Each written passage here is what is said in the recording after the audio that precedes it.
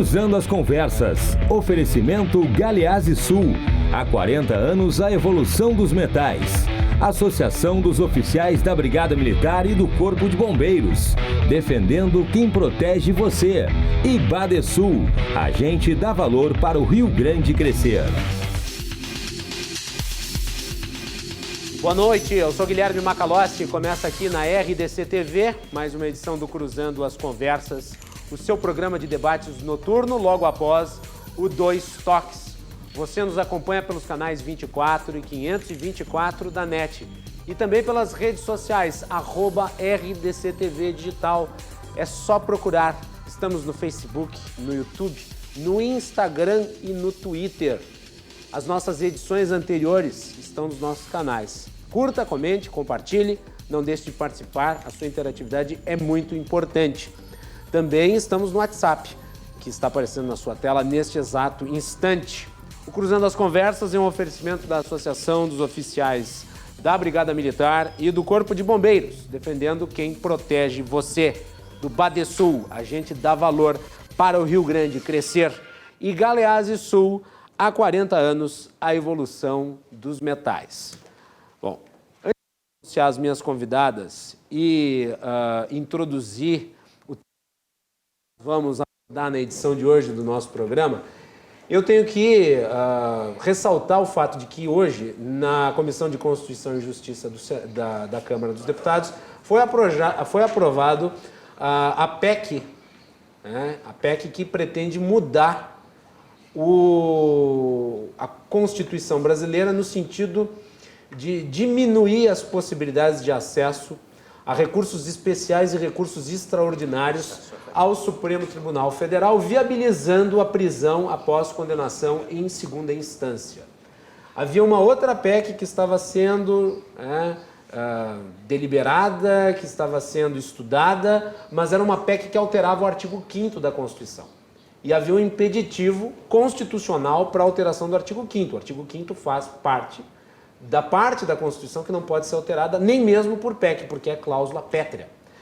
O que a outra PEC que entrou no lugar faz é alterar os artigos 102 e 105 da Constituição Federal. Então, modifica os dispositivos que são modificáveis através de projeto de emenda constitucional. E com isso se viabiliza a alteração legislativa necessária para que haja um novo entendimento no Supremo Tribunal Federal em relação à prisão após segunda instância, que daí então estaria positivada no texto constitucional sem margem de dúvida. Na decisão que o Supremo Tribunal Federal tomou na semana retrasada, alguns dos integrantes do Supremo inclusive abriram margem para que uma alteração desta monta fosse permitida através do trabalho do Congresso Nacional. Também ressalto a votação, foram 50 votos a 12 a favor da PEC, o que é uma vantagem bem expressiva, visto que, sendo uma PEC, precisa sempre de uma aprovação consistente. E no caso, ainda existirá um trâmite. Agora vai se criar uma comissão especial, depois vai para o plenário da Câmara dos Deputados, 2 votações, depois Comissão de Constituição e Justiça no Senado, 2 votações no Senado.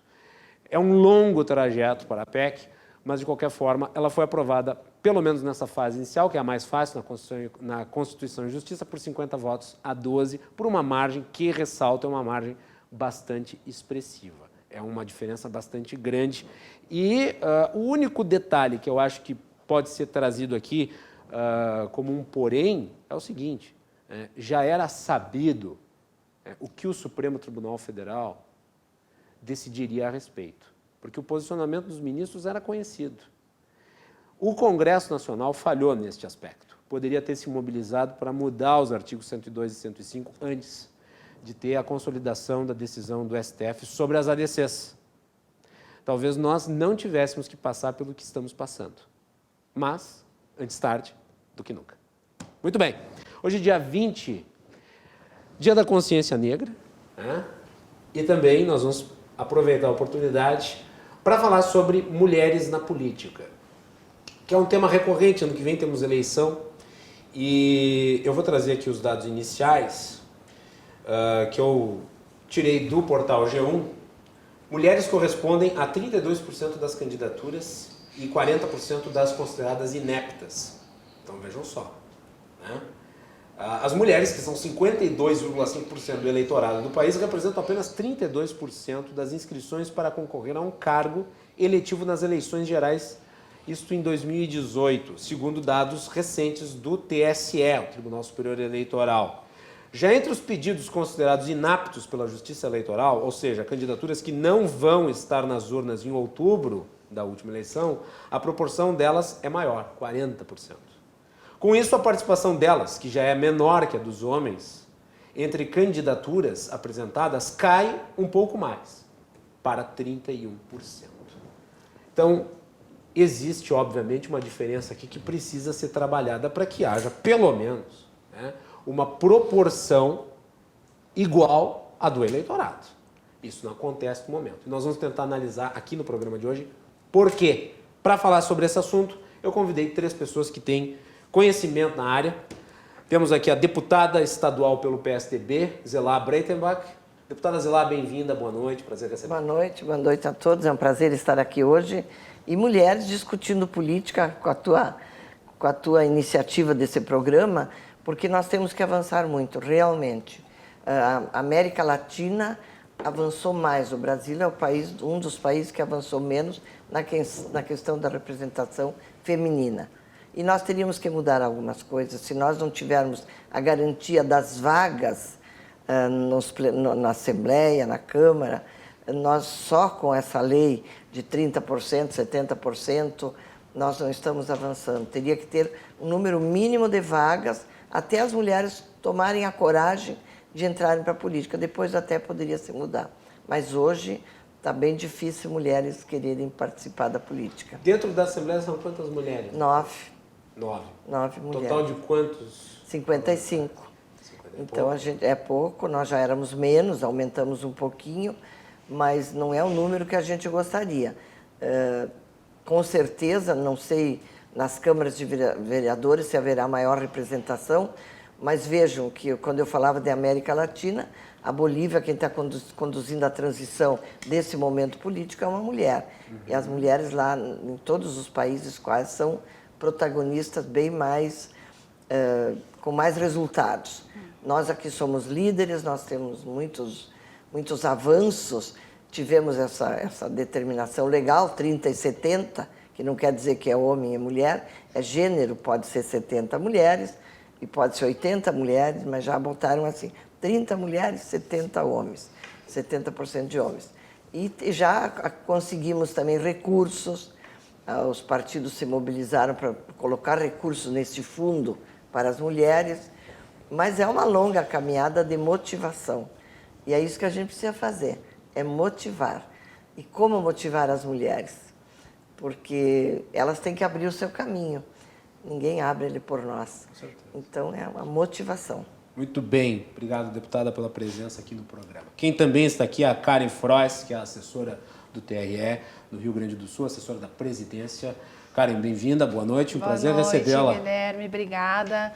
Boa noite a ti, Soraya, deputada Zelá, um prazer estar com a senhora de novo numa mesa debatendo esse tema. Boa noite, audiência também. Eu estou muito feliz, muito honrada de estar aqui, Guilherme, debatendo esse tema. E justamente no dia de hoje, Dia da Consciência Negra, eu fico muito feliz, para mim é emblemático, eu, uma mulher negra de Porto Alegre, que nasci na periferia, na Lomba do Pinheiro, está aqui num lugar tão importante, discutindo um tema mais importante ainda, né? E abrindo espaço para debater questões que são um pouco, vamos dizer assim, desconfortáveis, né? Que é o patriarcado e o racismo, logo no dia de hoje também. Então, eu fico muito feliz, fico emocionada mesmo de estar aqui hoje debatendo esse assunto com vocês. Muito bem, obrigado por ter vindo. Por último, mas não menos importante, a jornalista empresária Soraya Hanna, que é também sócia da Critério, empresa em qual eu tive o enorme prazer de já ter trabalhado. Soraya, bem-vinda, minha ex-colega. Querido Macalossi, prazer. Sempre colega, Sempre colega, jornalista, sempre colega. E um prazer estar aqui com a Karen, com a deputada Zila Breitenbach, que eu acompanho o trabalho de muitos anos, tanto como prefeita, depois deputada. E muito importante a gente conversar sobre essa questão, porque eu acho que o enfoque é um pouco distorcido. Às vezes a gente só pensa na quantidade, mas o nosso desafio realmente é trabalhar na qualidade desse envolvimento. Então, eu acho que esse debate aqui a gente pode aprimorar essa conversa em como incentivar que mais mulheres participem. Também, além de datas importantes já mencionadas aqui hoje, né, dia 20, toda essa luta, né, contra o racismo, né, a questão também dessa semana é a Semana do Empreendedorismo Feminino. Né? Então, eu acho que é importante também, porque todas nós mulheres nascemos com esse espírito empreendedor. A gente empreende no trabalho, a gente empreende em casa, a gente faz a gestão dos filhos, a gente faz a gestão da vida moderna, contemporânea, umas com filhos, outras sem filhos, mas a gente está sempre articulando, trabalhando. E é importante que essa sensibilidade não pode ser confundida com fragilidade.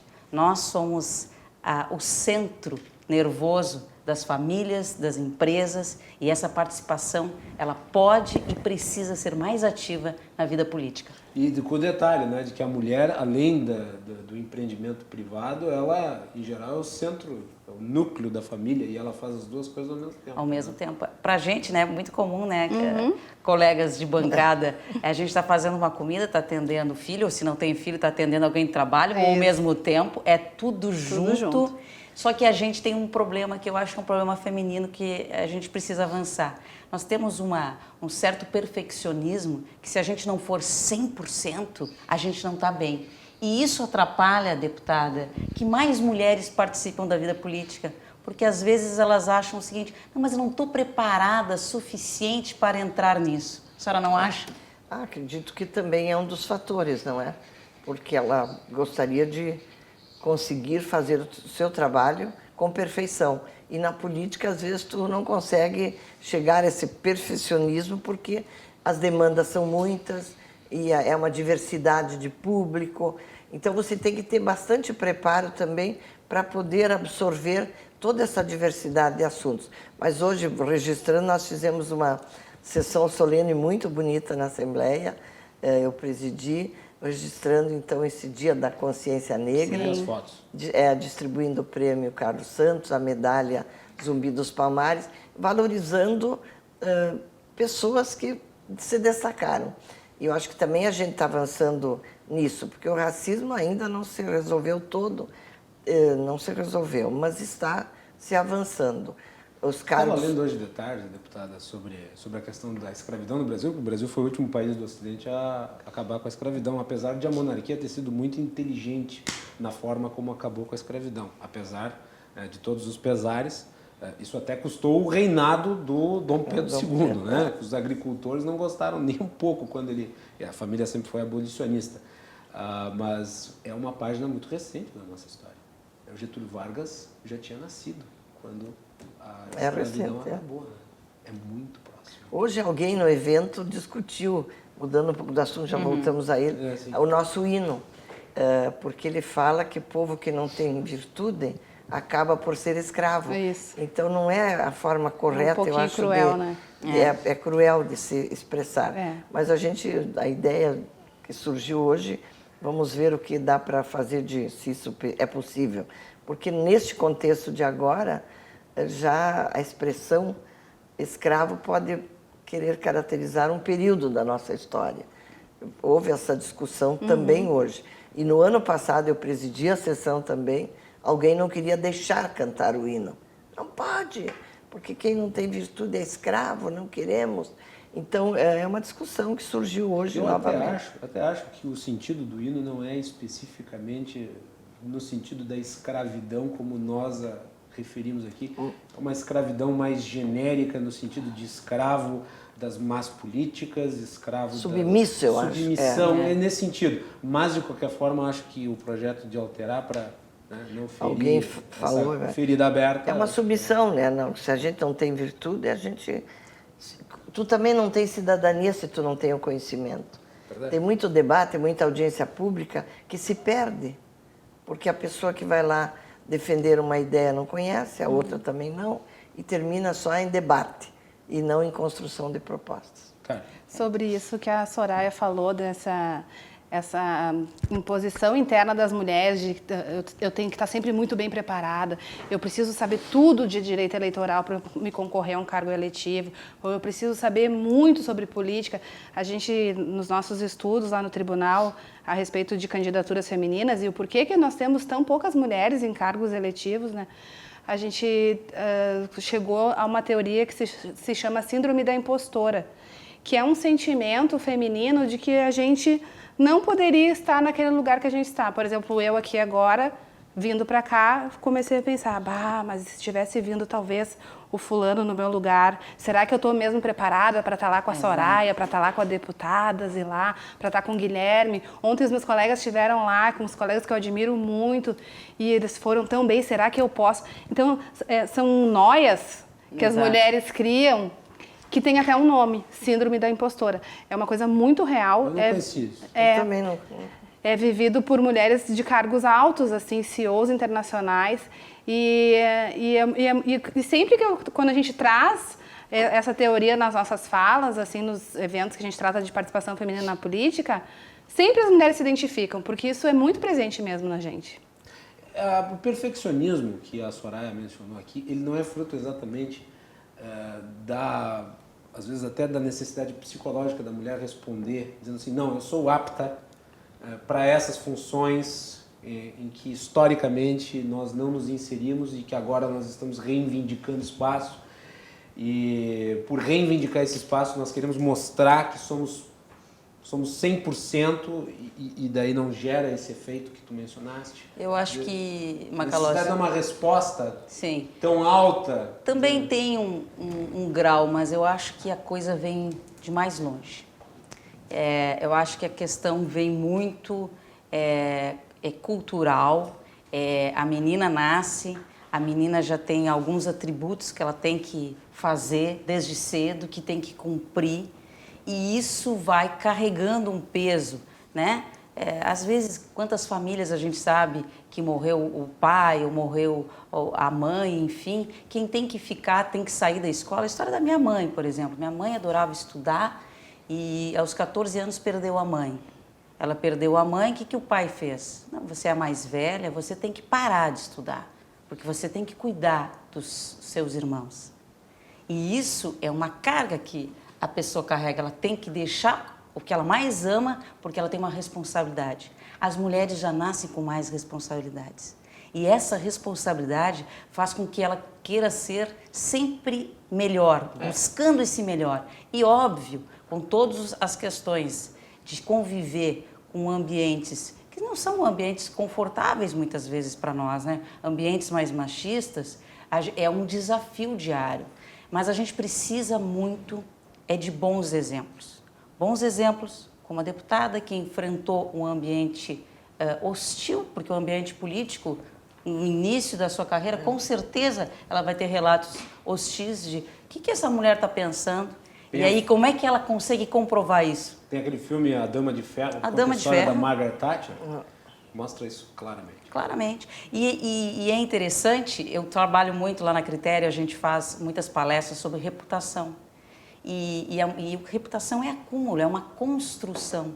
E a mulher tem que fazer isso diariamente, todos os dias. Um papel ainda, né? Mas eu acho que é importante também a gente destacar que não é uma questão de feminismo ou machismo. A gente tem que trabalhar pela qualidade, para mostrar, aproveitar essas oportunidades, não ter medo, ajudar nessa construção. Quanto mais conhecimento, mais segura ela estará. Deputado. Eu entendo que aquilo que você coloca é a nossa história. E essa história ela era muito cruel há pouco tempo. As mulheres não podiam nem estudar, quer dizer, a sua mãe até pôde ter que optar para deixar de estudar. Então, era sempre a valorização do filho homem.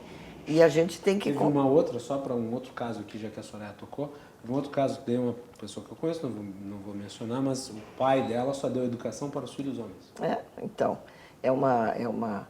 Todos eles desperdiçaram a educação, diga-se de passagem, abandonaram. Aí sim. Então, esse conhecimento da mulher, isso que eu também fico pensando às vezes. O conhecimento que a mulher adquiriu ao longo dos anos, e eficiente, e se colocando em todos os espaços, por que na política ela não consegue o mesmo sucesso? Então, é uma questão de analisar o que faz com que a mulher... Não são os homens, porque não é os homens que ocupam o seu espaço. A gente tem que abrir esse caminho. E a família, as condições, muitas vezes, econômicas, porque vai gastar na política, tu tem que ter um acordo familiar, que tem que haver esse acordo. Vai concorrer, todos concordam, aceitam, porque há uma ausência. E a mulher, no caso, a mulher, ela sempre é cobrado mais a presença. E também na política tem as coisas mais cruéis, porque a nossa rotina, ela termina muito mais cedo que a dos homens políticos, porque eles se reúnem, vão à noite fazer reuniões, e a gente, esses dias eu disse para as mulheres, isso, eu falei para as mulheres, onde é que vocês vão? Todas nós direto para casa. Nós não tiramos nem o tempo de nos reunir para nós, entre nós, porque cada uma é super atarefada. Então, é uma história bem diferente e nós vamos avançar. Mas com esta lei ali não tem... Eu entendo que tem que dar um espaço dentro do resultado da eleição no plenário. 30% vai ser de mulheres no plenário. Bom, depois um critério para como elas chegarão lá. Tem que ter voto, tem que ter toda uma história, construção partidária. Mas só na véspera, quando se constrói... Agora, se a gente andar no Estado... Eu vou ter que te fazer uma pergunta daí. Mas essa proposta, ela não, eventualmente, acaba desajustando a ideia de representação por voto? Quer dizer, tem que se ponderar nesse sentido, claro. Mas desculpa, Guilherme, mas eu acho que a deputada está falando assim, reserva, é uma reserva de cadeiras. Mas tem que ter o resultado, né? Claro. Tem que ver como é que vai ser a calibração. Como é que vai Esse projeto andou um tempo, até já andou. Porque o que a gente vê é que as cotas em relação às candidaturas, ao registro de candidaturas para concorrer a um cargo, não estão sendo muito efetivas. Não, né? Não, porque o que a gente precisaria é justamente o que a deputada está falando, reserva de cadeiras. Eu estava comentando antes do programa que na eleição de 2016 nós tivemos mais de 4.000 candidatas no Brasil com 0 votos, né? Apenas para preencher a cota mínima e garantir que aquele partido tivesse, ou a coligação, tivesse, então, o seu DRAP deferido. E isso é uma situação inaceitável, né? A gente tem que... Acho que o que a deputada mencionou tem muito a ver com o que a gente estuda lá no tribunal e o que a gente vivencia no nosso trabalho. As mulheres têm uma carga familiar e de compromissos e uma insegurança em, de repente, invadir um espaço mais tradicionalmente masculino. E, por outro lado, os homens não querem abrir mão do poder, né? Ninguém quer ter menos poder em nenhuma esfera. Então, nos partidos é muito difícil das mulheres conseguirem esse espaço, né? Eu questionei esse ponto dessa ideia de legislação apresentada pela deputada Zilá, porque nós já temos um problema no Congresso, nas assembleias e nas câmaras, que é relativo à devida proporcionalidade do número de votos, né? O sistema de quociente eleitoral, ele gera essa distorção.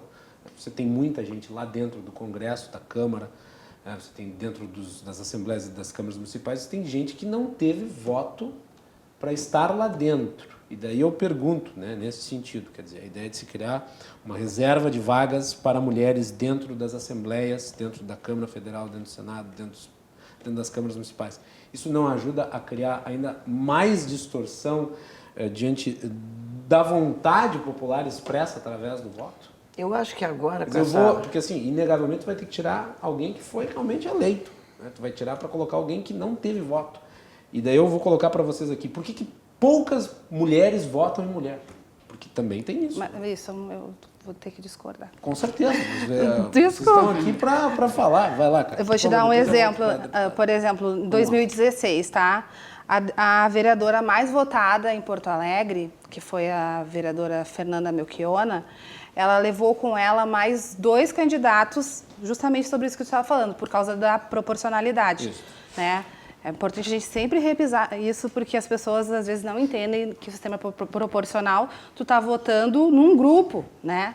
O que tu explicou agora, tu não está votando na Fernanda Melchiona naquela ocasião, tu está votando em todo o grupo que ela representa. E ela, por ter sido a mais votada, ela levou mais 2 candidatos homens. Por quê? Porque a coligação que ela representava, o partido político, não impulsionou mais mulheres com capital político para concorrer junto com ela. Então, assim, Porto Alegre, se eu não me engano, Belém do Pará, Belo Horizonte tiveram esse mesmo fenômeno. A vereadora mais votada levou de puxadora de votos, como a gente chama, mais candidatos homens. Agora, nessa eleição vai haver a mudança. Eu acho que daí não vai... Aquilo que você coloca, a preocupação, não vai existir, porque agora não pode mais coligar. Então, vai ser a sua representação. Isso vai ser você muito bom. Porque às vezes tu leva de um partido que tu não tem nada a ver. Acho que isso é muito positivo. É positivo. Muito. Vai fazer um ajuste partidário, vai se construir com mais firmeza as próprias ideologias de partido, porque hoje é uma mistura. Tu junta para tentar eleger, mas tu não tem uma determinação política de que tu vai representar este grupo. Isso. E agora eu acho que isso vai mudar. Agora eu não vejo como é que isso vai ajudar nesse primeiro momento as mulheres, porque eu ando bastante e eu não vejo assim mulheres querendo concorrer. O que tu acha? Por causa da questão cultural? Elas têm medo? Eu não sei, porque não se trabalhou a mulher na política. Geralmente o presidente de partido é homem, a construção do partido é masculina. Então a mulher, ela não liderou o processo. Eu, quando fui concorrer a prefeita, eu resolvi que eu seria candidata a prefeita. Foi uma dificuldade. Nós queremos o teu partido é novo. Não, eu vou ser a candidata, senão eu vou procurar outro grupo. Então, tu tem que ter uma determinação. E eu acho que, nesse primeiro momento, essa falta de coligação vai nos trazer menos mulheres. Os partidos vão ter que apresentar líderes, né? Dentro de cada partido vai ter que ter construir a lideranças femininas.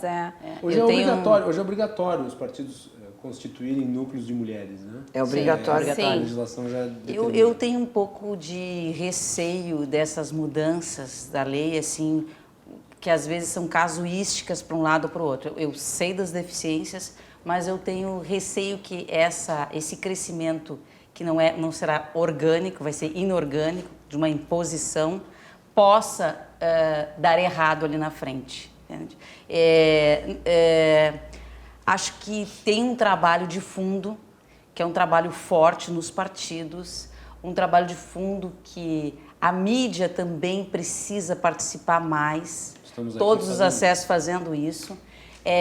Eu acho que tem que ter um engajamento nas escolas, tem que ter um processo que tem que ser orgânico e que quando acontecer, eu acho que daqui, não estou sendo só otimista, mas daqui 20 ou 30 anos, nós vamos ter um processo inverso. As mulheres hoje já lideram, nos RHs, a gente trabalha com vários hospitais, a maioria são ocupadas por mulheres. A qualificação das mulheres está muito assim. Sim. As mulheres. Nós estamos avançando em todas as frentes. Em todas as frentes. E a política é ainda um senão, porque também vão colocar uma outra interrogação aqui. Não só a questão das mulheres, mas hoje a gente vive uma incógnita sobre a política, né? É bom fazer política, é legal fazer política, tem tanto problema na política, será que agora é hora de eu me envolver? Então tem um componente extra também, que é a dúvida em relação à participação política, homem ou mulher, né? E isso é um peso agora, porque é uma dúvida em relação a essa participação. Então a gente tem que entender como um processo maior, nós estamos avançando, temos que avançar muito mais. mas eu receio com essas leis impostas por aqui ou acolá, se vão surtir um efeito de longo prazo, se resolve aqui No caso, só para exemplificar, porque já foi mencionado inclusive pela Karen aqui, a cota para candidatura. Pois é, eu tenho dúvidas, eu não tenho uma Ela opinião... mesmo admite que o efeito é um dos melhores. Não deu. Né? Eu tenho uma opinião assim completamente... Não é o esperado. Fantasmas, né? Não é o esperado, mas assim, é o que temos, né? A gente precisa abrir um espaço de alguma forma. Está sendo a fórceps? Está. Mas é o que a gente precisa agora, porque se não for assim, as mulheres não vão conseguir. O que a gente precisa é aprimorar para que, além de que seja garantido a reserva de candidatura, seja garantida também a reserva de cadeiras, porque do jeito como está hoje em dia, efetivamente as mulheres não estão conseguindo alcançar... Vencer o bloqueio. Vencer o bloqueio, não estão conseguindo. O tribunal, nós já julgamos ali, os desembargadores já julgaram casos em que caiu toda a coligação, porque foi mesmo confirmado que... Houve laranja. Houve laranja, eu me lembro de 2 casos aqui no interior do estado, e isso é muito triste. Que pegaram, porque tem muitos casos que não pegam, porque e tu nota que é. Só não tem como provar, isso. Que é. E é um contrassenso, Uma mulher né? com 1, 2, 3 votos. Nem ela votou em si mesma. É um contrassenso, porque se a gente conhece o interior afora e a gente sabe dessas mulheres líderes, né, deputada Karen, que a gente vê nas comunidades, Sim. É elas que mobilizam para fazer a obra, Isso. É elas que batem lá na escola e dizem assim, diretora, não tá bom aqui o ensino, o que a gente tem que fazer? Elas estão fazendo uma política com P maiúsculo há muito tempo. Pois mas e por que esse trabalho todo, que ela é líder? Mulher é líder em muitas ações e, na maioria, é presente em todas. E quando ela se candidata, daí ela pensa, eu fui uma boa líder comunitária, agora eu vou concorrer. E daí a comunidade não corresponde no voto. Vota num homem, vota num outro candidato. Então, por que não há essa confiança ainda? Às vezes boicotado pelo próprio partido, que dá mais recurso para um, menos para outro. Também eu tenho uma hipótese, deputada. Os partidos têm que ser alterados. Exatamente. Sim. Agora, o tribunal e mais outros órgãos públicos, eles apresentaram uma nota técnica falando a respeito de contribuições para a resolução que trata do FEFEC, que a gente chama, é o apelido do Fundo Especial de Financiamento de Campanha, que na eleição de 2020 vai ser a primeira vez que numa eleição municipal os candidatos vão poder contar com a aplicação de recursos desse bolo de dinheiro, que é um bolão bem grande, né? É uma soma de bilhões. E a nossa hipótese, deputada, por que então as mulheres são tão líderes nos seus espaços, praticam política diariamente, mas a política partidária daí eu já não quero. A nossa hipótese é justamente por isso, pela falta de incentivo financeiro. É por falta de dinheiro mesmo. Deliberadamente as direções partidárias excluem as mulheres. Porque tem que aplicar 30%. Que ela seja muito conhecida. Exatamente, Guilherme. Ou a mulher é muito conhecida. Isso é um problema real mesmo. Muito conhecida e já tem um capital político, que a gente chama, que é uma pessoa que já está conhecida no seu meio e tal. Ou então ela não aparece, porque aqueles 30% às vezes são direcionados só para uma mulher. Ou então... Que é menos porque é mulher e mais porque é puxadora de voto. Também. Essa é a lógica. Também. Tem essa lógica. Como é que foi na última eleição? Eu lembro que a deputada federal... ele faz com que isso aconteça. Tem um puxador de voto, bota dinheiro ali, os outros que se danem. Exatamente. A deputada federal, ex-governadora Ieda Cruzes, ela participou ativamente dessa luta, dessa bandeira. Ela é presidente do PSDB nacional e ela trabalhou e ela conseguiu colocar dinheiro para as mulheres. Mas foi uma luta muito forte. Pela primeira vez de todas as minhas campanhas, a gente teve esse recurso, que com critérios, quem mais tinha concorrido, quem mais tinha se exposto, enfim, não se falta nenhuma eleição, tem muitas candidatas. E ela comprou essa boa briga e conseguimos aumentar o número de representação E daí a briga foi estendida também para os outros partidos. Exatamente, foi a partir da governadora Ieda, deputada federal, que trabalhou nesse sentido. Eu lembro dessa luta dela. Muito, muito importante. E ainda tem problemas também, até o tempo de TV, que tentam, que os homens não repartem, os partidos, no caso. E agora já também tem penas, né? Perde-se tempo se não se respeita o quanto tempo que as mulheres têm. Elas têm esse direito. Então, é na marra, como eu digo, não é assim tudo de livre, espontânea vontade. E até eu quero ressaltar, a senhora do PSDB, eu acompanho o trabalho da ex-governadora. Ela, como presidente do PSDB Mulher, faz um trabalho brilhante, trazendo inclusive a Fundação Konrad Adenauer, que é uma fundação alemã do CDU, da Angela Merkel, né, para capacitação de mulheres para as eleições. Isso é muito importante. Eu acho que os partidos tinham que realmente vestir essa bandeira, sabe? Empenhar-se mais para essa participação, porque ganham todos. Nós somos 52% do eleitorado brasileiro. E a representação? 31%. 31% de candidaturas. Se for contabilizar quem é eleito, é muito menor. Muito, né? 9 para 51. 55. É média de 10, 12% fazendo uma... É uma representatividade que a gente fala que não é representatividade real, né? É uma representatividade abstrata, porque como assim, né? Tem tantas mulheres aptas a votar e tão poucas eleitas, né? E o que a Soraya estava falando agora vai muito de encontro com o que a gente está vendo, todo o movimento, isso que tu disse assim, tem que ter também uma questão de educação, né? Os órgãos públicos, o Estado, ele está atento a isso no sentido de que, por exemplo, no Tribunal Eleitoral, que é onde eu trabalho, a gente tem programas de educação voltados justamente para isso, para incentivar as pessoas a saberem mais de política, saberem da importância de participar da política, se reconhecerem como cidadãos, como pessoas importantes para a construção dos espaços. E aí também a gente traz a questão da pouca representatividade feminina na política. E aí a gente vai falando em escolas, universidades, partidos políticos, órgãos. E isso, assim, semeando pequenas... Agora, eu acho que é importante dizer o seguinte, porque o espectador que está nos assistindo pode chegar à conclusão de que nada se obteve até aqui.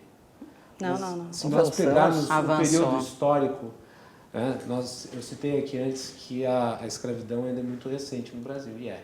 Né? A não participação absoluta das mulheres na política também é recente.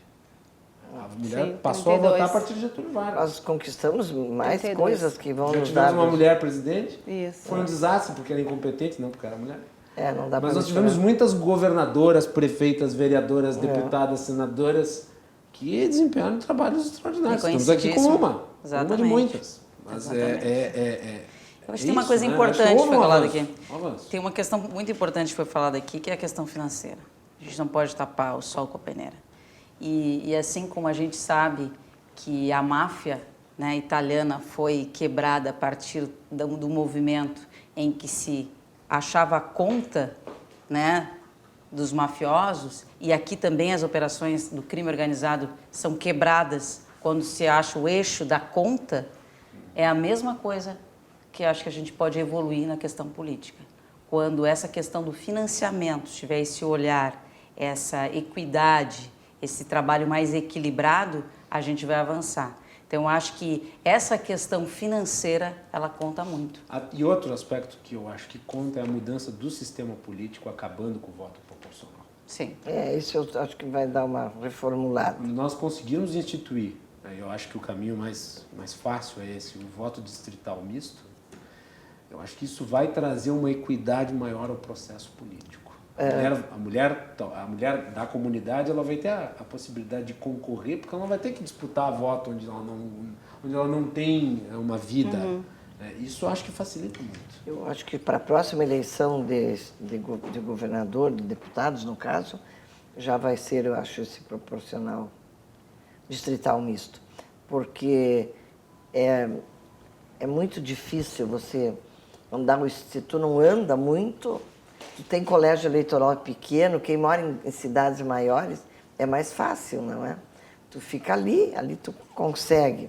E outra questão que eu considero das mulheres, sempre quando é véspera da eleição, os partidos todos saem a formar... as nominatas. As mulheres, os núcleos de mulheres, a representação de mulheres. Então, em cada município é uma loucura.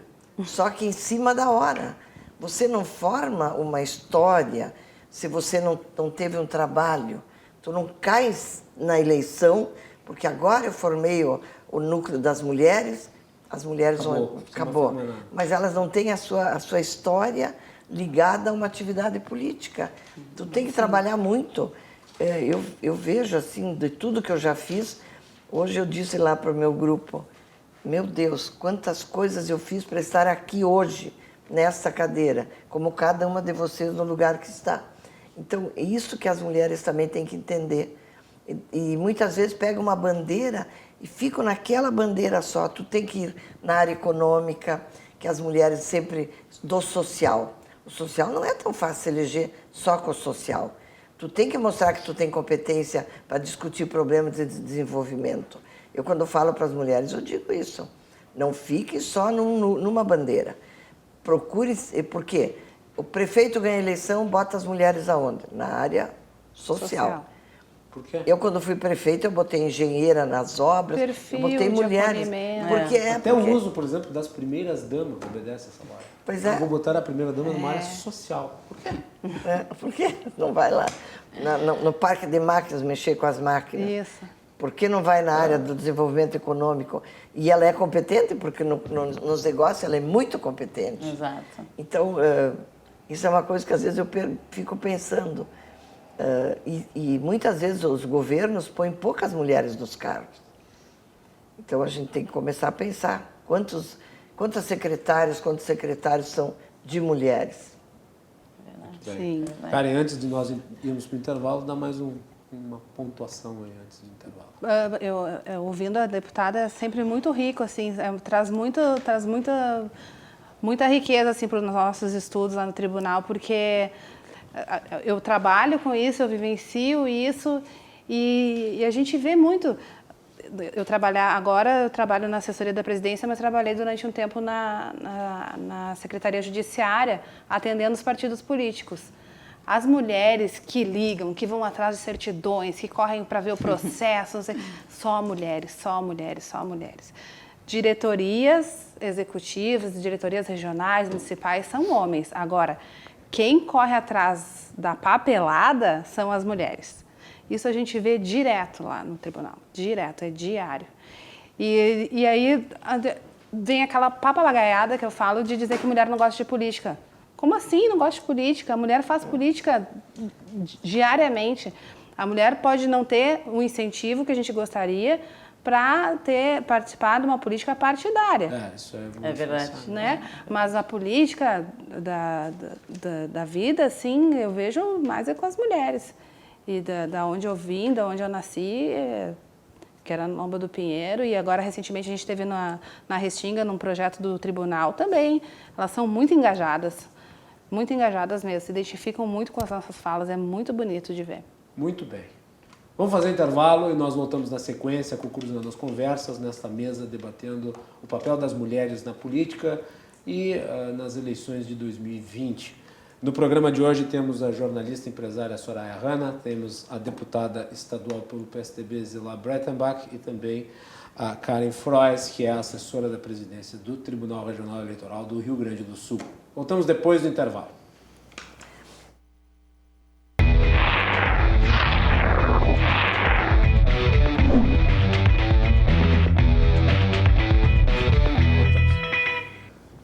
Estamos de volta aqui na RDC TV com Cruzando as Conversas, seu programa de debates aqui na nossa emissora. Você nos acompanha pelos canais 24 e 524 da NET, pelas redes sociais @RDC TV Digital. Estamos no Twitter, Facebook, YouTube, Instagram. Eu recebi aqui da Thaís uma mensagem dizendo que eu não estava conseguindo abrir o link do programa. Se você tem alguma dificuldade de abrir o link do programa, bom, tem os canais da NET. Se você tem NET, canais 24 e 524 da NET. Se você não tem NET, as redes sociais. Se você não está conseguindo assistir agora, O programa depois fica disponível, você pode assistir a hora que quiser. E o Cruzando as Conversas é um oferecimento de a Associação dos Oficiais da Brigada Militar e do Corpo de Bombeiros, defendendo quem protege você. Badesul, agente dá valor para o Rio Grande crescer. E Galeazzi Sul, há 40 anos, a evolução dos metais. Destacar, aliás, a participação da presidente do Badesul aqui na última semana. Foi uma entrevista e tanto, né? O Badesul que vem fazendo um grande trabalho aqui no Rio Grande do Sul. Janete, né? A Janete, uma Muito importante. grande executiva aí do Badesul. Excelente trabalho. Excelente trabalho. E depois fica disponível o programa, vocês podem assistir lá no nosso canal no YouTube. Vem aí o carrinho Agas 2019, uma homenagem dos supermercados gaúchos às empresas e personalidades que mais se destacaram em 2019. Dia 25 de novembro, no Grêmio Náutico União, em Porto Alegre. Carrinho Agas 2019, realização Associação Gaúcha de Supermercados. Mais informações para o site www.agas.com.br. Registrar a presença aqui do jornalista Lucas Dalfrancis, né, que está aqui conosco, já participou aqui do Cruzando as Conversas. Né, e eu quero mandar um abraço para o professor Gustavo Arossi, que eu encontrei hoje lá no Shopping Luiz de Vento. Ele me presenteou com um charuto. Fica aqui o meu abraço, uma hora dessas nós vamos charutear junto, viu, Gustavo? Vamos compartilhar esse abraço, porque é meu amigo também. Olha aí, né? Então temos um amigo comum, né, deputado? Muito bem. Vamos voltar aqui para a temática Mulheres na Política, e daí eu vou provocar vocês com algo que eu mencionei em passantes, mas eu quero me aprofundar nesse segundo bloco, que é o seguinte. Tudo bem, as mulheres elas encontram dificuldades no mundo partidário, mas por que as mulheres não votam tanto em mulheres como poderiam votar? A que se deve o fenômeno do voto? Quer dizer, a escolha do eleitor, da eleitora em particular. Por que ela, na maioria dos casos, opta por votar em homens? Vamos lá. A nossa hipótese é de que as mulheres não são tão eleitas porque não existem tantas candidatas com incentivo financeiro. Então elas não existem para o eleitor, no caso. Exatamente. O não aparece. Nem sabe que elas concorrem. Não aparece. Ela está ali só para cumprir o percentual mínimo para que aquele partido tenha lá o seu registro deferido. É só para cumprir tabela, entendeu? Agora, para 2020, como a gente tem aí uma eleição municipal com esse bolo de dinheiro do FEFEC, talvez isso mude. Outra perspectiva boa é a primeira eleição municipal também com propaganda na internet paga. Pode impulsionar a publicação. Para impulsionar, isso. É mais barato, né, do que no meio físico. E daí eu acho que talvez essa perspectiva mude um pouco. Essa é a nossa hipótese, porque né, não tem tanto incentivo de dentro do partido, né, para as mulheres. Porque eu não voto em quem eu não conheço. No caso. Eu não voto em quem eu não conheço. Isso. Eu preciso ver para crer. E ao mesmo tempo eu também tenho que ver para me inspirar. Tem uma teoria que a gente conhece que é o efeito contágio, que é assim, eu gostaria tanto de ser candidata, mas eu não vejo ninguém assim, mais ou menos como eu, pensando as mesmas coisas que eu. Aí eu vejo, não, tem a deputada Zilá, me inspiro nela. E aí, uma mulher, a partir da deputada Zilá sendo eleita, outras mulheres vão sendo eleitas, outras mulheres vão sendo eleitas, outras mulheres vão sendo eleitas. É o efeito contágio. Então, é isso, é um trabalho de formiguinha. A gente, aos pouquinhos, tá indo, né, na contramão do patriarcado e tentando desmistificar essa cultura de que mulher não gosta de política, mulher não gosta de se envolver com questões de decisão, com questões de poder, né? Isso tem que ser desconstruído o quanto antes. Muito bem. Deputada, o que vivencia a política? É uma questão que eu já me perguntei muitas vezes, eu não encontro... Apesar da senhora ser votada, por homens e mulheres. Sim, mas eu, pelo trabalho que a gente faz, teria que ter mais resultado de voto. Eu entendo assim. E eu não posso dizer que se as mulheres votaram mais mulheres ou mais homens, mas eu não consigo entender por que, se nós somos tantas eleitoras, nós não conseguimos, pelo menos, colocar um pouquinho mais de mulheres. Falta o dinheiro, pode ser, a mulher não é conhecida, a forma como ela se apresenta, ela não consegue despertar como é que eu vou dizer, a confiança das mulheres, porque a mulher é bastante crítica no voto. se ela tem o voto aquele consciente, que não é o voto da troca, ela é muito crítica. Então a gente tem que mostrar as qualidades. E eu não cheguei ainda a uma conclusão.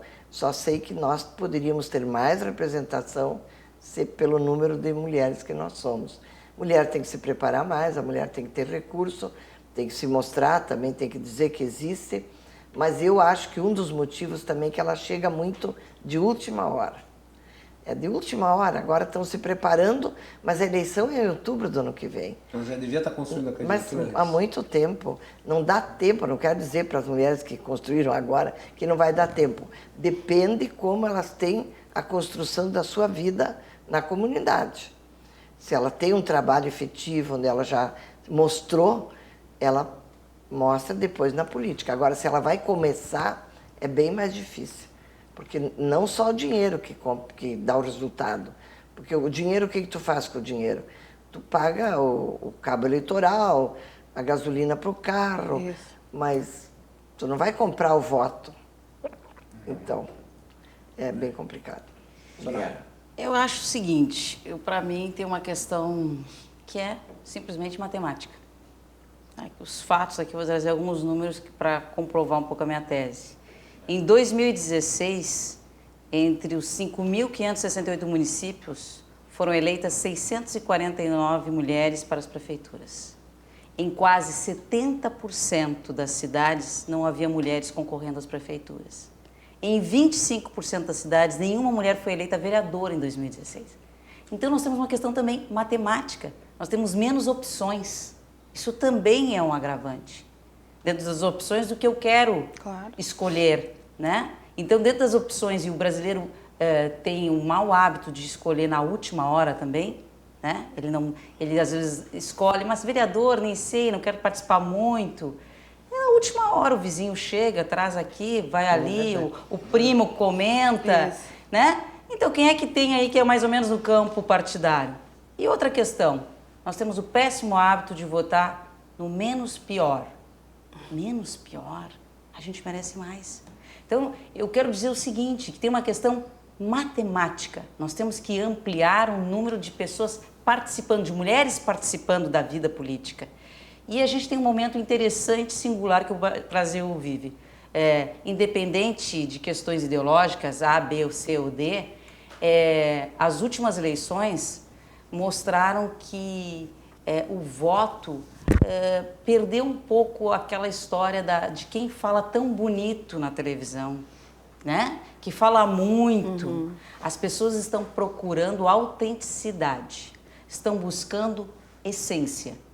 E nada melhor do que nós, mulheres, que lidamos tão bem com isso, com sensibilidade com a construção, a gente poder mostrar mais essa essência, porque a gente é fazedora.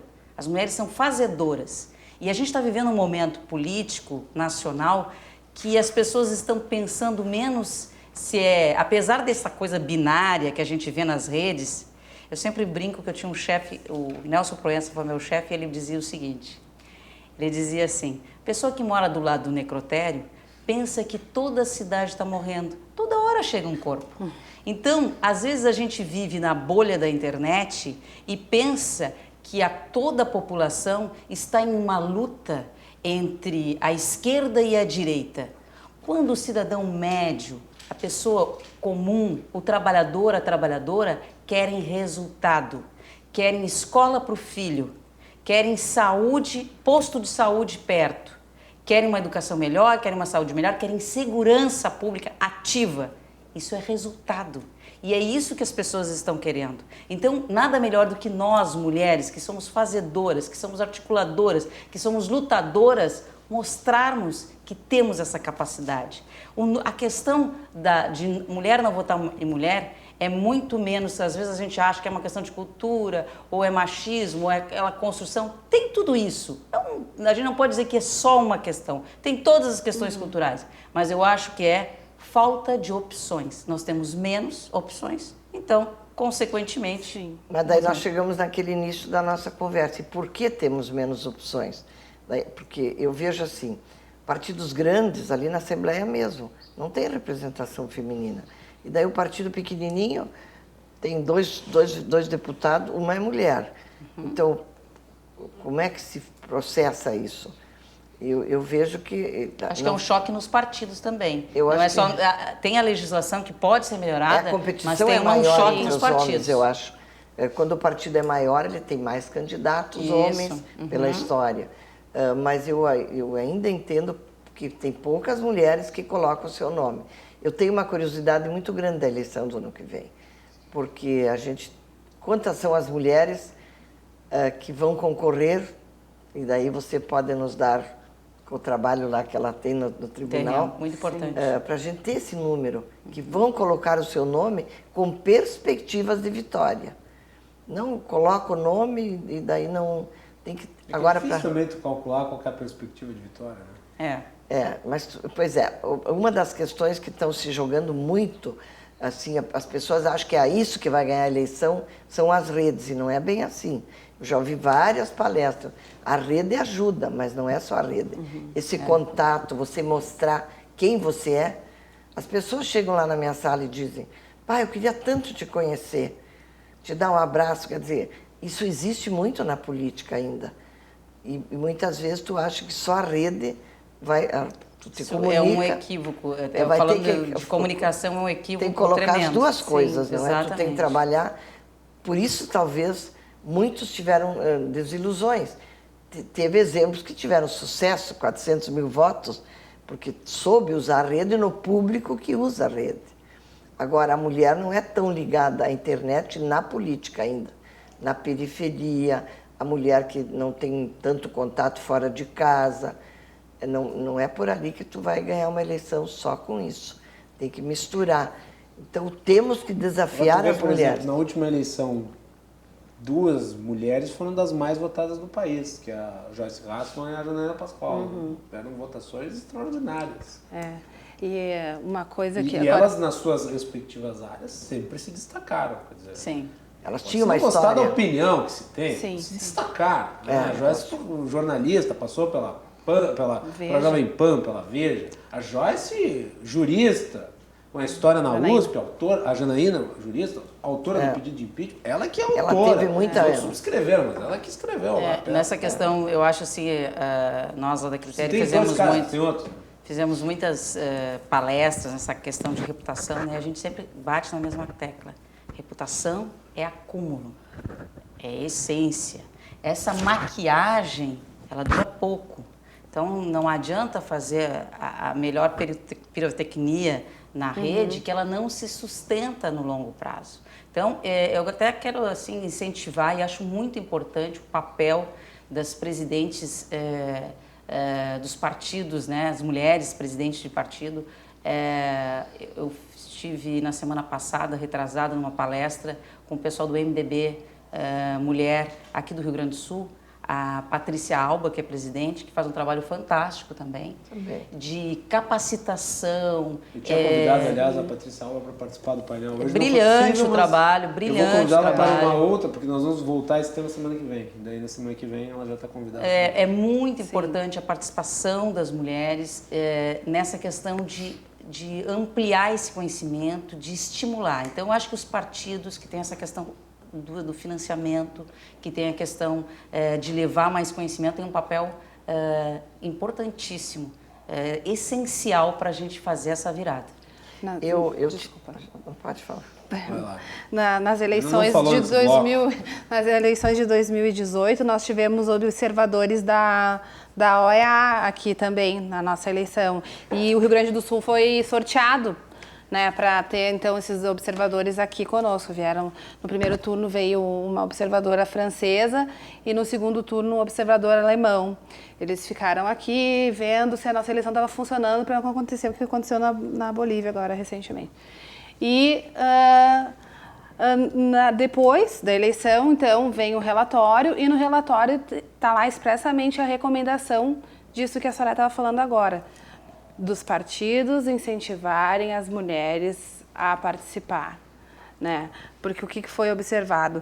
A gente é uma democracia que está funcionando mal. Na América Latina, nós estamos em último lugar na representatividade feminina, né? Então, a OEA recomendou que a gente, então, enquanto instituição do Estado, do Poder Judiciário, a gente incentive as mulheres com programas, com projetos para participarem, se interessarem mais por política. E também um outro viés que eu gostaria de trazer é que talvez as mulheres tenham tanto receio em participar da política porque uma crítica para uma mulher na política sempre vai ser mais áspera e mais dura do que uma crítica para um homem, né? Agora o Guilherme falou na deputada Joyce Hasselmann, ela está sofrendo... Foi chamada de porca, né? Isso, foi chamada de porca, ela é... Peppa Pig. Peppa Pig, ela tá sofrendo fake news, o filho, não sei se é um filho ou 2 filhos, eu não sei, eu sei que ela falou em filhos, também sofrendo. Outra que está sendo perseguida, agora pelo lado da esquerda, a Tabata Amaral. A Tabata Amaral está sendo perseguida no PDT.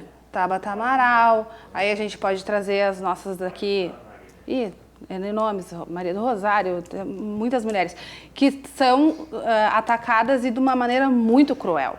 Eu acho que porque sai dessa questão ideológica, né, que tu pode ter que um debate pessoal, ideológico, né? mas entra num campo pessoal muito vexatório. Sim, da humilhação e do constrangimento, coisa que eu não vejo para os homens. Não quero que tenha, nem quero ver isso. Não quero que tenha para ninguém. Mas isso tem realmente... Né? Então, assim, por que eu vou me sujeitar daqui a pouco a tudo isso, né? Se a crítica depois... Eu me lembro de um... tão ácido. É que a crítica... Para a mulher na política, ela parece sair da crítica política, que é natural, e para o campo da fisionomia. Isso. Tu que é da comunicação, tu vai entender mais o que eu estou falando. É da fisionomia, do lugar que a mulher tem que ocupar de verdade. É sempre nesse sentido. É relacionado à questão sexual. Isso aí. O homem não é assim, a crítica ela é no campo moral. Né? Exato. Você é um vagabundo, um ladrão. Para a mulher é menos isso, mais o resto. Isso acontece, isso é um fato. Não dá para negar. Bem, vamos fazer um intervalo, vamos para o último bloco. Nós estamos debatendo no programa de hoje sobre a participação das mulheres na política. E temos hoje a presença aqui da Karen Frois, que é a assistente da presidência do Tribunal Regional Eleitoral do Rio Grande do Sul, a deputada Zilá Breitenbach, do PSDB aqui do Estado, e também da jornalista e empresária Soraya Hanna. Vocês nos acompanham pelos canais 24, 524 na net, pelas redes sociais, @RDCTV Digital. Voltamos depois do intervalo.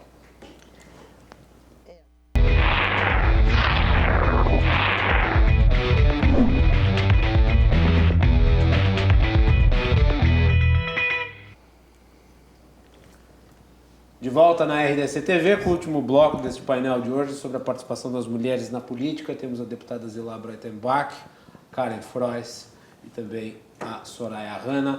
Cruzando as Conversas é um oferecimento da Galeazzi Sul, há 40 anos, a evolução dos metais. Também oferecimento de Badesul, a gente dá valor para o Rio Grande crescer. E a Associação dos Oficiais da Brigada Militar e do Corpo de Bombeiros, defendendo quem protege você.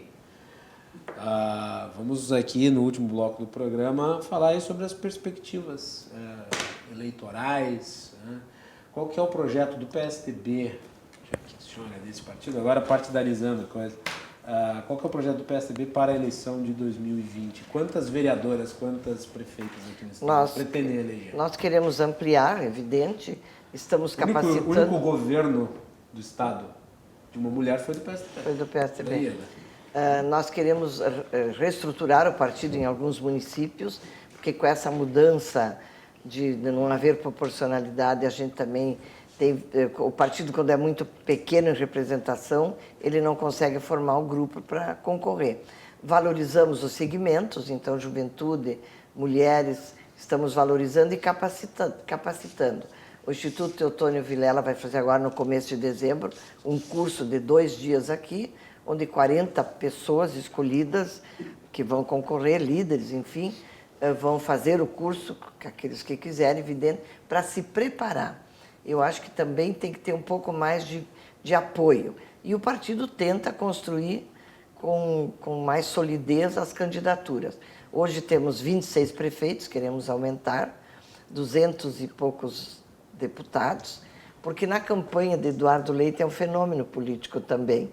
Ele elege e não aumentou, o partido em si não aumentou muito, porque como era uma grande coligação no segundo turno, no primeiro turno... Quando ele ganhou, o PSDB também não cresceu muito. Com a IED também não, porque o PSDB é aquele partido que quer fazer, e para fazer ele coliga, ele constrói, e ele perde muitas vezes de colocar os seus para compartilhar, e que é necessário, e fazer reformas. Então, eu gostaria que o nosso partido crescesse, tivesse um desempenho, aumentasse o número de deputados, de prefeitos e vereadores. E eu sempre acho que o vereador é que deixa o partido com a marca, porque o vereador é aquele que está lá na ponta, e o vereador nós teríamos que aumentar. Um trabalho bem complicado. Não vai ser fácil. Mas... Porque as reformas estão ali, e elas são polêmicas. Então, você vai levar... Vai ter alguma mudança, além disso que tu mencionaste, sobre a não coligação, vai ter alguma outra mudança? Por enquanto não, mas no Brasil se faz tudo em cima como a Soraya falou, capaz de, na véspera da eleição, dizer que vai ser de outro jeito. E às vezes o que sai é pior do que tinha, né? Então não sei. E isso tem que mudar, tu tem que ter uma coisa mais segura. Cada eleição tu muda tudo, e daí em cima da hora. Então tem que se construir mais solidez, menos partidos, na minha opinião. Eu acho que é muito partido. Tu não consegue nem governar, nem com tantas ideias diferentes, ideologias diferentes, enfim. Mas o PSDB está se organizando, vai ser difícil neste momento, porque nós somos o partido do governador, e as reformas terão que ser feitas. Então, essas reformas também serão, talvez, nem todos entenderão. E daí, não sei qual vai ser o resultado. Bem, Ari. Eu acho assim, de desafios, né, para 2020, a gente pode pensar que aquilo que eu já coloquei, primeira eleição, que as mulheres vão poder contar com mais dinheiro, e por outro lado, eu acho que precisa também de uma união de esforços das mulheres intrapartidária, de chegar lá e falar, olha só, a gente precisa de apoio, a gente precisa da aplicação exata de recursos, está previsto em lei, né, e é nosso direito. Só que para isso... Eles são desunidas dentro dos partidos?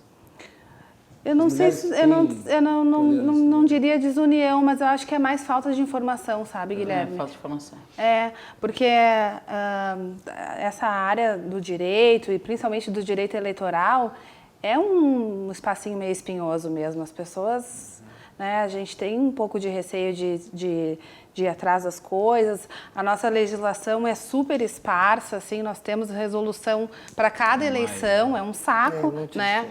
Mudam coisas importantes, então eu acho que é mais por aí, eu acho que é falta de conhecimento. Então, assim, eu acho que as mulheres, então, se engajando, estudando, conhecendo e reivindicando seus direitos, eu acho que de desafio para a eleição, o desafio maior é esse, é essa união de esforços dentro do partido, das mulheres, para que, tendo conhecimento, saibam exigir os seus direitos. E o TRE, aproveitando que a palavra está contigo, que iniciativas pretende tomar até a eleição para fazer esse importante papel de conscientização? Sim, boa. A gente tem um programa que se chama Mais Mulheres na Política, que é um programa que ele é impulsionado pela EJE, que é a Escola Judiciária Eleitoral, que a coordenadora é a Débora Vicente, que foi quem me indicou para estar aqui hoje. Que nesse nosso programa, que é muito legal, a gente faz isso, a gente leva conhecimento às mulheres, né? Leva conhecimento eleitoral, dizendo, olha, direito eleitoral não é um bicho de sete cabeças. Vem aqui que a gente vai te dizer o que é sistema proporcional, o que é eleição majoritária. Se tu for concorrer a um cargo eletivo, depois tu vai ter que prestar contas. Mesmo que tu não tenha nada, não tenha gastado nada, tu vai ter que prestar contas. Mesmo que tenha sido zero, tu vai ter que prestar contas, tu vai ter que abrir uma conta específica. Então, tudo isso a gente vai falando. A gente ensina sobre financiamento de campanha, prestação de contas, propaganda. É um trabalho muito legal, muito bonito. Agora, na sexta-feira, a gente vai estar com esse programa no primeiro, acho que é o primeiro encontro da mulher democrata, aqui do Rio Grande do Sul, passando para elas esse conhecimento. É uma coisa que... Sabe os dias que se realiza? Sim, agora dia 22. Dia 22, às 14 horas, no Hotel Continental. Para participar, como? Quem tiver interesse? Aí tem que entrar em contato com a vereadora Claudinha. Do DEM? DEM. Cláudia do DEM. E Cláudia do DEM. E é um trabalho assim que nos dá muito gás assim lá dentro do tribunal, porque a gente fez o concurso, a gente trabalha com direito eleitoral, daqui a pouco fica uma coisa meio chata. Mas aí esses projetos paralelos assim nos enche assim de entusiasmo. E dá mais orgulho ainda de trabalhar para a Justiça Eleitoral e fazer parte dessa equipe que faz as eleições e que trabalha pela democracia, que é o nosso bem tão importante que a gente está tentando resguardar, né? O ano passado a gente teve uma eleição que foi simbólica para a Justiça Eleitoral. Nós nunca tínhamos sido tão atacados quanto nós fomos, com desinformação a respeito de urna eletrônica, de contagem de votos, transmissão de votos e até mesmo em relação aos servidores. E graças a Deus e graças ao esforço nosso, a gente conseguiu esclarecer todas as fake news que foram ditas a respeito de urna eletrônica. E teve um fato, né? De que quem questionava ganhou, logo não questiona mais. Isso. Então... E isso, assim, a gente ficou muito feliz de ter, mais uma vez, feito uma eleição e ter desmistificado esse monte de baboseira que foi dito a respeito da urna eletrônica. Muito bem. Soraya. Eu acho o seguinte, eu acho que esse trabalho da participação da mulher não é uma questão para a mulher, é importante para a democracia. Tá? Nós temos aqui uma questão de como avançar. A sociedade só avança no equilíbrio. E nós, mulheres, temos uma questão muito importante na nossa participação na vida em sociedade. E essa vida em sociedade, com realização, com trabalho, precisa estar numa área que é vital para o nosso crescimento coletivo, que é a participação política. Então, eu acredito que todos esses esforços, muito bem colocados aqui pela Karen, do TRE, com todo esse fortalecimento para cursos, conhecimento, quero colocar aqui à disposição a minha empresa, a Critério, para ajudar o TRE, independente de partido político, para a gente se engajar nessa luta, que é uma luta que deve ser de todos, não interessa a bandeira de partido, é uma bandeira para a democracia. Então, a Critério, já deixo aqui claro que a Critério se engaja para participar, para ajudar, para que mais mulheres participem desse processo. E muito importante também uma questão que a deputada Zila Breitenbach falou aqui, que é o planejamento. Nós, mulheres, sabemos isso dentro de casa, na nossa vida diária, que planejamento é tudo, organização é tudo. Então, eu vou fazer um apelo aqui, aproveitando a audiência do programa, para que as mulheres que estão pensando em se candidatar comecem agora. Comecem a conversar com o seu grupo, com a sua comunidade, com o seu partido, sabe? Demonstrar essa vontade. Comecem a organizar suas redes. Quem é que eu tenho na minha rede? É a minha rede da igreja que eu participo, da minha religião, né? É a minha rede, associação de bairro, é lá na escola, no meu trabalho, enfim, todo mundo tem rede. Então tem que se organizar, colocar no papel, colocar na planilha, conversar, explanar, não ter medo de participar. Essa participação é decisiva para a gente crescer como sociedade. Eu acho que eu não gosto muito dessa luta machismo, feminismo, assim como eu não gosto dessa coisa enlouquecedora direita e esquerda, até porque eu acho que potencializa a polarização. A polarização, o desafio da nossa vida é o equilíbrio em tudo, né? Então eu acho que o equilíbrio ajuda a sociedade a vencer os obstáculos e a gente ser mais feliz, como mulher, como homem, como trabalhadores, como pessoas que querem garantir o seu sucesso, empreendendo, trabalhando, estudando. Então, eu acho que é muito importante essa participação, se planejar, se organizar, não deixar para a última hora, e as pessoas também não fazerem esse hábito que é nocivo para a própria eleição, de decidir só em cima do laço com que o vizinho mandou ele votar. E acho que é importante, outro dia eu conversei com o pessoal de institutos de pesquisa, eles contam assim, que quando vão fazer a pesquisa nas casas, né, no interior, algum lugar assim, mas quem é que a senhora vai votar? Aí o marido já chega correndo assim, ela vai votar no fulano. Meu Deus. Né? E aí ela olha assim, não vou votar nesse. Ou então, assim, não, eu não quero participar da pesquisa porque eu não entendo muito, deixa que ele fala por mim. Não, gente, vocês, mulheres, nós mulheres, temos muito a participar, muito a contribuir. E não é uma questão singular, né? É coletiva, é pelas nossas gerações, pela nossa família, pela nossa comunidade. Vamos se doar mais para a gente avançar e não só reclamar que está tudo errado. Muito bem.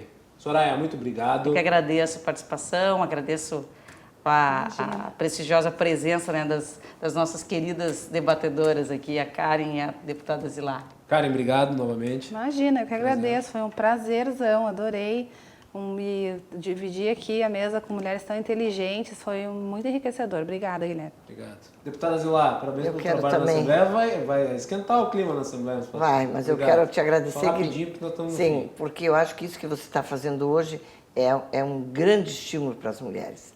Que as mulheres sabem que não estão sozinhas. Sim. E que nós precisamos nos organizar e ir à eleição com muito otimismo e garra.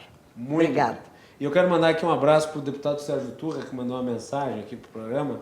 Sim, Zilar e Soraya, duas mulheres de respeito, competência e trabalho. Parabéns pelo programa.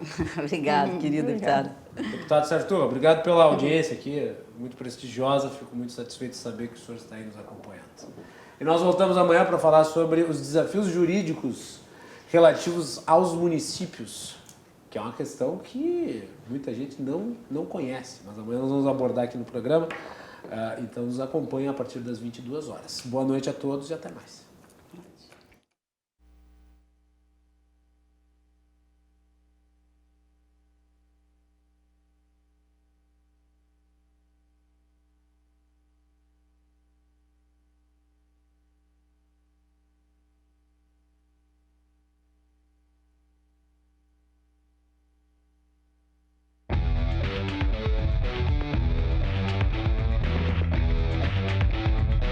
Cruzando as conversas. Oferecimento Galeazzi Sul. Há 40 anos a evolução dos metais. Associação dos Oficiais da Brigada Militar e do Corpo de Bombeiros. Defendendo quem protege você. E Badesul. A gente dá valor para o Rio Grande crescer.